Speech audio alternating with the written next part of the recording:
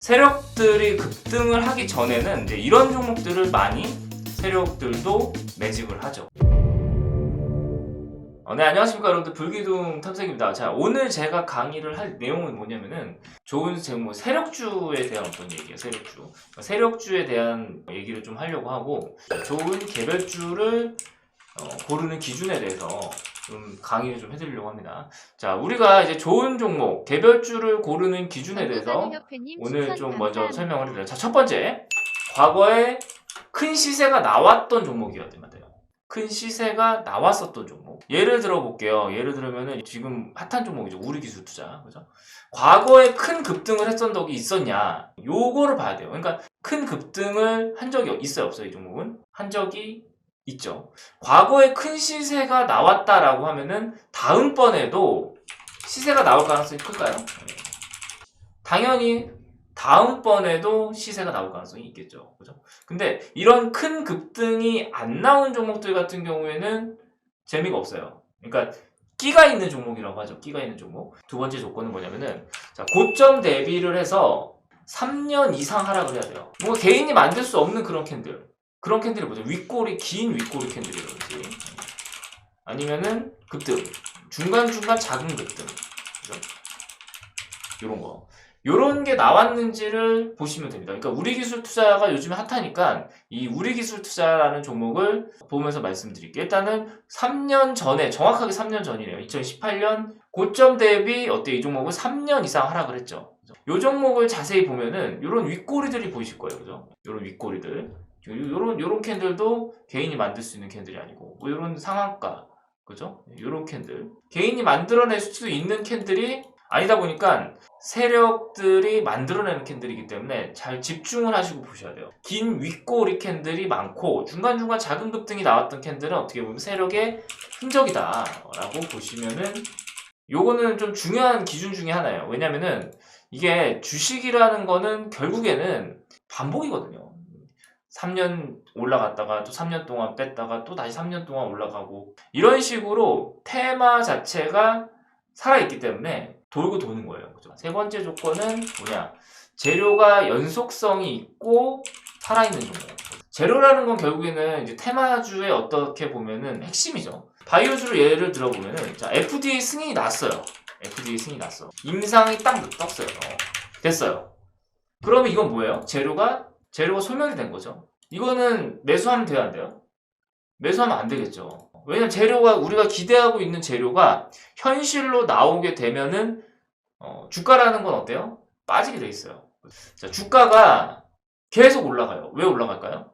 아니, 이제 코로나가 이제 터지면서 전 세계 유행하면서 매출이 늘어날 거니까. 그죠? 늘어날 거니까 얘가 미리 땡겨오는 거예요.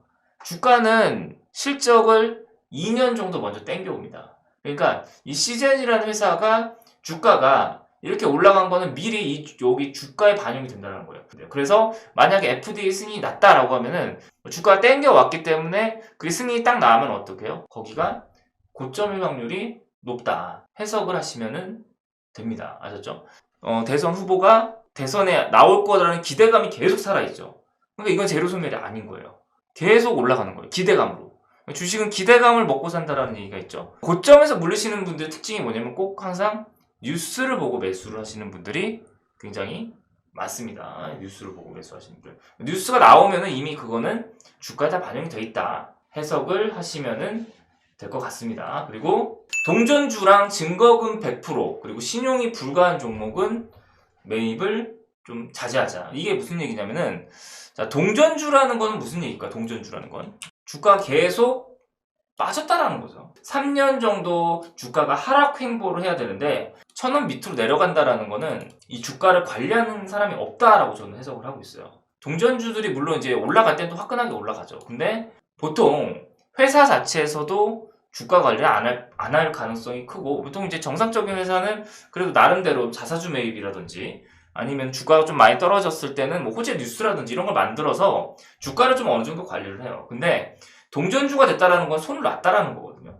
이번에 또 여러분들 뭐 관리 종목이라든지 환기 종목 이런 거 지금 뭐 상장 폐지되는 것들 많이 보셨잖아요. 그죠?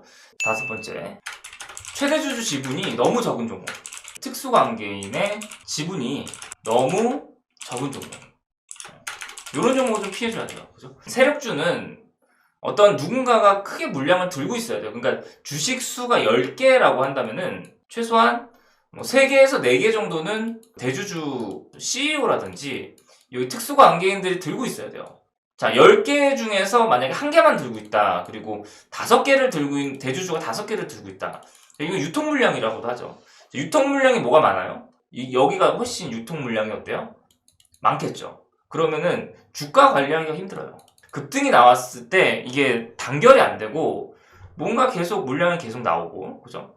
그러다 보면은 이 대주주 지분을 보는 방법은 투자 정보 들어가서, 자, 여기 보시면은 기업 개요에 들어가면 있어요. 그 여기 보면 애니농률 같은 경우에는 최대 주주 지분이 얼마예요? 48%, 그죠?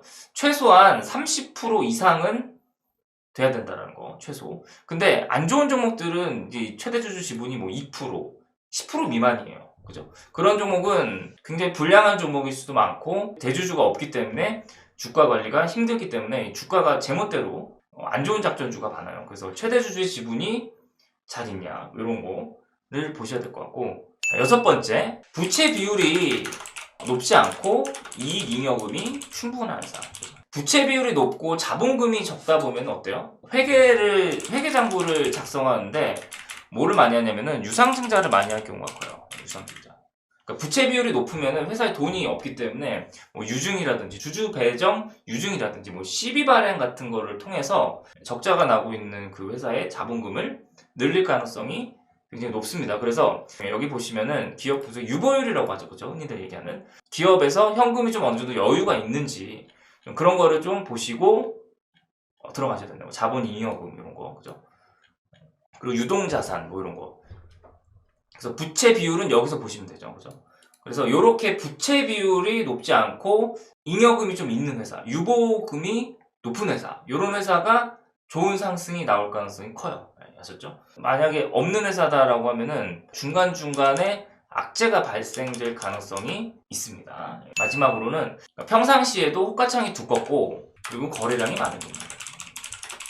요거는 좀 중요한 내용이에요. 왜냐면은 이제 차트를 좀 어느 정도 볼 줄 알면은 어떤 종목들을 많이 건드리냐면은 진짜 개별주 중에서도 진짜 소형주들이 있어요. 뭐 시총 뭐 500억 미만.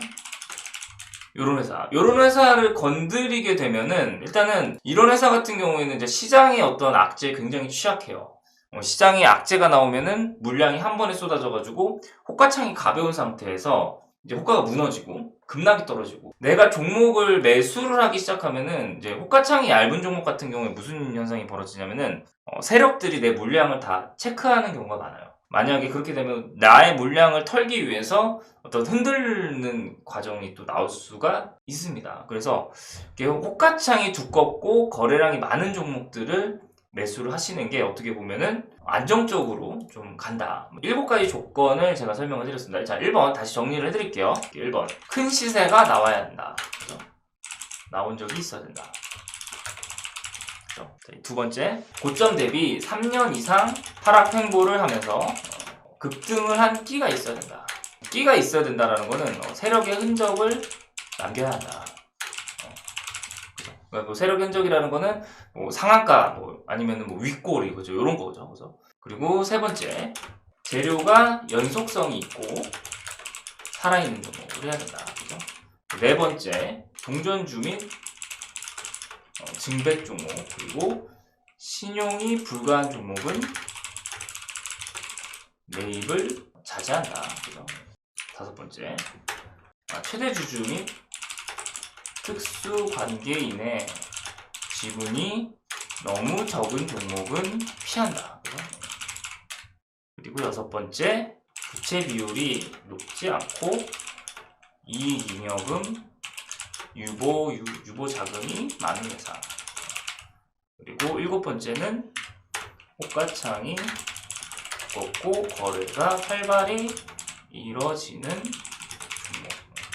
자, 요런 종목들이 지금 요게 이제 7가지 조건입니다. 그러니까 좋은 세력주, 그러니까 요런 종목들을 우리가 바닥권에서 잘 우리도 매입을 한다라고 하면은 세력이 있다라고 한다면은 그 종목은 급등이 나올 수 있어요. 세력은 언제든지 뉴스를 붙여서 급등을 낼 수 있는 세력들이 급등을 하기 전에는 이제 이런 종목들을 많이 세력들도 매집을 하죠. 그러니까 어떻게 보면은 이런 조건이 안 돼 있는 종목들은 조금 세력도 약한 세력일 가능성이 크고, 그리고 단기적인 어떤 시세 차익을 먹으러 오는 세력일 가능성이 커요. 그리고 내가 세력이라고 하더라도, 그리고 내가 정말 큰 돈이 가진 큰 손이다라고 하더라도 이 정도 조건은 따지면서 매입을 하겠죠. 그죠? 이렇게 이제 7가지 조건을 토대로 해서 좋은 이제 세력주를 고르는 방법. 그죠? 그래서 이런 조건들을 우리가 좀 생각을 하면서 매입을 한다라고 하면은 좀 좋은 결과가 있지 않을까라고 생각을 좀 하는 강의였네요. 그죠? 그래서 오늘 강의는 여기까지 하도록 하고요. 마지막으로 구독과 좋아요, 알람 설정 한 번씩만 눌러주시면 감사합니다.